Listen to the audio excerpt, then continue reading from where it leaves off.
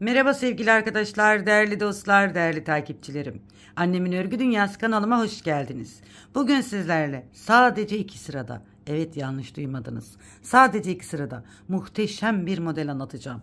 Evet, yine batik ipimizle, yine güzeller güzeli bir model. 2 şiş örgü modelimizde bugün sevgili hanımlar şöyle güzel bir ip kullanıyoruz. Rengarenk gördüğünüz gibi harika bir ip. Evet, şöyle gördüğünüz gibi harika bir ip. Hemen ipimizin etiketini göstereyim. Alize Verona, gördüğünüz gibi. Harika bir ip, güzel bir ip. Hemen 100, bakın 100 gram 210 metrelik bir ip. Hemen renk kodumuzu da şurada görüyorsunuz. Evet güzel hanımlar. Bu güzel ipimle sizlere şimdi 2 sıradan oluşan harika güzel modelimi anlatacağım. Gerçekten çok kolay ve çok güzel bir model. Ben şöyle haroşa bir lastik yaptım. Kaç numarayla yaptım? Hemen onu da göstereyim. 3,5 milim şişlerimle yaptım. Ama sevgili hanımlar, bunu 3,5'la da 4 milimle de örebilirsiniz bu ipi. Orta kalınlıkta bir ip. Şimdi modelimize geçelim arkadaşlar. Bu arada henüz kanalıma abone olmadıysanız abone olup yorum ve beğenilerinizle de destek verirseniz çok mutlu olurum. Örgümüzün arka yüzünden başlıyorum arkadaşlar. Ön yüze desenimizi kurmaya başlayacağız. Bir sıra bir kereye mahsus ters örgü yapacağız. Hangi lastiği yaparsanız yapın, modelin arka yüzünde böyle ilk başladığınızda bir sıra ters örün arkadaşlar. Ön yüzünde deseni kurmaya başlayın. Evet bakın şöyle bir sıra ters örelim. Modelimizin daha güzel durması için zemin hazırlığını güzel yapalım arkadaşlar. Modelimiz güzel dursun. Şöyle bir sıra ters yapıp ön yüzünde desenimi kuracağım arkadaşlar. Evet, tüm ilmeklerimi ters olarak ördüm. Evet, ben haroşa lastik yaptım. Sizler dilediğiniz lastik modelinde yapabilirsiniz bu arada. Şimdi modelimin birinci sırasındayım arkadaşlar. Hemen modelimin birinci sırası ve ön yüzündeyim. Kenar ilmeğimi örmeden aldım. Burada 1, 2, 3. Bakın 3 ilmeğimiz var. İpi kendimden tarafa alıyorum. 3 ilmek ters örüyorum. 1, 2, 3. 3 ilmek ters ördüm. Bakın ip kendimden taraftaydı. 3 ilmek ters ördüm. Yine ipi kendimden tarafa alıyorum. Bu örmüş olduğum 3 ilmeği tekrar şişime geriye taktım bakın. Hemen ipimi alıyorum. Bu 3 ilmeğin üzerinden aşırıp ön yüzüne geçiriyorum. Bu 3 ilmeğin üçünü de tekrar düz olarak örüyorum. 1, 2, 3. Bakın bu şekilde. Bir ilmek ara ilmeğimiz olan düzü yaptım. Evet, bir modelimiz bakın bu şekilde. Modelimiz neydi? 4 ve 4'ün katları artı bir ilmekten oluşuyordu. Bakın kenar ilmeği 1, 2, 3, 4 ilmek. Hemen ikinci desenimizi kuralım. Birinci ters, ikinci ters ve üçüncü ters. 3 ilmeği ters örüyoruz. İpi kendimizden tarafa alıyoruz. Bu 3 ilmeğin üçünü de şişe geriye takıyoruz. Hemen 3 ilmeğin üzerinden ön yüzüne ipimizi aşırıyoruz. Burayı sıkmayın arkadaşlar aşırırken, serbest, çok serbest de değil, normal sıkmadan güzel bir şekilde atlatın. 2, 3. 3 düz ilmek olarak tekrar ördüm. Ara ilmeğim olan bir düzü örüyorum. Bakın bu ara ilmeğimiz bir düzü unutmayalım. Yine 3 ters. 1, 2, 3.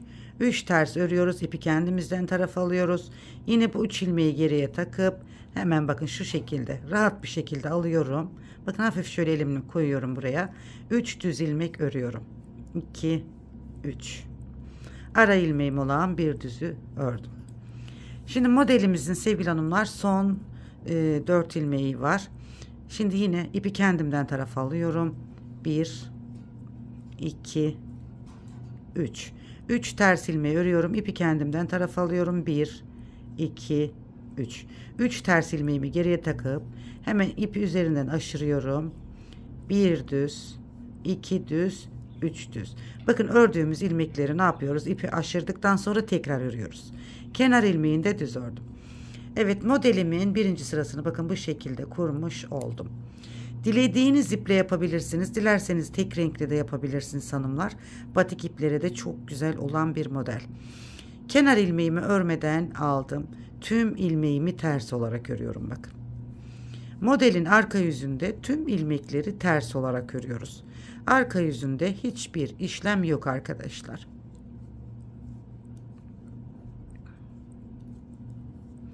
Evet, bu şekilde tüm ilmekleri ters örgü yaparak sıra sonuna geliyoruz. Evet, bir modelimizi bakın bu şekilde yapmış olduk. Tabi model ilerledikçe kendini gösterecek. Harika bir desen. Evet, tek renkle de yaparsanız, onlarla ilgili bir çalışma yaptım. Size onu da göstereceğim. Tek renkle de yapabilirsiniz. Kenar ilmeğimi örmeden aldım. Şimdi ikinci bir model daha kuralım arkadaşlar. Kenar ilmeğinden sonra yine ne yapıyoruz? 1, 2, 3. 3 düz ilmeğimi ters örüyorum. 1, 2, 3. Bakın 3 düz ilmeğimi ters ördüm. İpi kendimden tarafa aldım. 3 ilmeği geriye taktım. Ve hemen üzerinden şu şekilde aşırıyorum. Şöyle bol bir şekilde elimi şöyle tutuyorum arkadaşlar. 1, 2, 3. Ördüğümüz 3 ilmeği tekrar örmüş oluyoruz. Bakın şöyle. Ara ilmeğim olan bir düzü ördüm. İpi tekrar kendimden tarafa aldım. 3 ilmek ters. 1, 2, 3. Bakın. İp kendimden tarafta. Bu 3 ilmeği tekrar geriye takıyorum. İpi atlatıyorum. Bakın bu şekilde. Hemen bir düz, 2 düz ve 3 düz örüyorum. Ara ilmeğim olan bir düzü ördüm. Tekrar 3 ters. 1, 2, 3. 3 tersi yapıyorum. İpi kendimden tarafa alıyorum. 3 ilmeğimin üzerinden hemen ipimi aşırıyorum. 3 düz örüyorum. 1, 2, 3. Ara ilmeğim olan bir düz ilmeği de ördüm. Şimdi burada yine 4 ilmeğimiz kaldı. 3 ilmeği ters yapıyoruz. 1, 2, 3. Modeli kurduktan sonra zaten arkadaşlar model sizi yönlendiriyor. Ne yapacağınız belli oluyor. Evet, modeli ilk sırada kurduktan sonra çok kolay. Bakın 1, 2, 3. 3 düzümü ördüm. Kenar ilmeğimi de düz ördüm. Evet, ikinci modelin birinci sırasında bakın bu şekilde kurduk. Şimdi modelin ikinci sırasında ve arka sırasındayız. İkinci modelin ikinci sırası. Burada da tüm ilmekleri ters olarak örüyoruz. Evet hanımlar, örgü bilmeyen, yeni başlayan değerli takipçilerim, bu model çok kolay ve güzel bir model. Bebek yelek modellerinde, yelek örgülerinizde hırka, süveter, atkı, bere yapacağınız zaman çok güzel olur. Şal modellerinizde kalın şişler kullanın. Gerçekten muhteşem ve çok kolay, hızlı ilerleyen güzel bir örgü modeli. Kesinlikle denemelisiniz diyorum. Evet, ben sizlerle şöyle 2 model çalışması yaptım arkadaşlar. Gördüğünüz gibi muhteşem oldu. Bebeklerinize yelekler, hırkalar, kazaklar örün, pantolonlar örün. Kendinize çeyizlik yelekler yapın. Hırkalar yapın, şallar yapın. Yani aklınıza gelebilecek her türlü örgülerde kullanabilirsiniz. Tunikler yapın. Çok güzel bir model sevgili hanımlar. Evet, şimdi modelin ilerlemiş halinde bir görelim arkadaşlar. Evet, bakın modelimizin ilerlemiş hali de bu şekilde. Bakın gerçekten muhteşem bir model. Şöyle bir hazır lastik kullandım arkadaşlar. Evet, batik iple. Çok güzel oldu bakın. Muhteşem oldu. Gerçekten ben çok beğendim ve severek yaptım. Ve çok da kolay. Örgü bilmeyen arkadaşlarımızın bile kolaylıkla yapabileceği bir desen. Evet, bu şekilde. Harika bir 2 şiş örgü modeli sundum size. Annemin Örgü Dünyası kanalımda. İnşallah beğenmişsinizdir. Evet. Hemen arkasını da görelim arkadaşlar. Arkası da ayrı bir güzel. Bakın. Gerçekten arkası da ayrı bir güzel.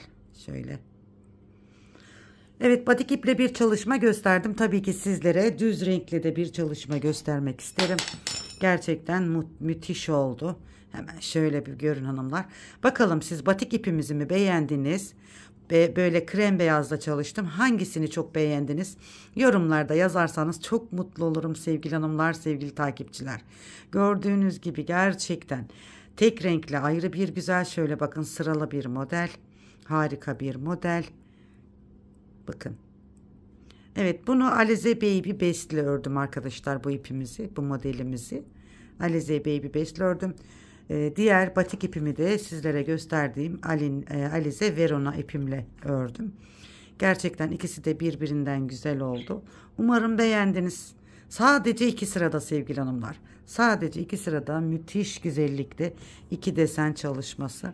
Umarım beğenmişsinizdir. Sizce hangisi daha güzel oldu? Hadi bakalım yorumlarda yazın. İnanın merakla yorumlarınızı bekliyor olacağım sevgili hanımlar, sevgili dostlar, sevgili takipçilerim. Nasıl koyacağımı da bilemedim sizlere daha iyi gösterebilmek için. Evet sevgili hanımlar. Şöyle bakalım. Evet, yeni videolarda tekrar bir arada olmak üzere. Kanalıma abone olmayı, yorum ve beğeni yapmayı unutmayın arkadaşlar. Yepyeni güzel çalışmalarda birlikte olmak üzere sizlere diyorum ki Annemin Örgü Dünyası kanalıma abone olun. Yapmış olduğum tüm videolardan haberdar olmak için zili açın. En güzel günler, en güzel yarınlar sizin olsun. Allah'a emanet olun. Hoşça kalın.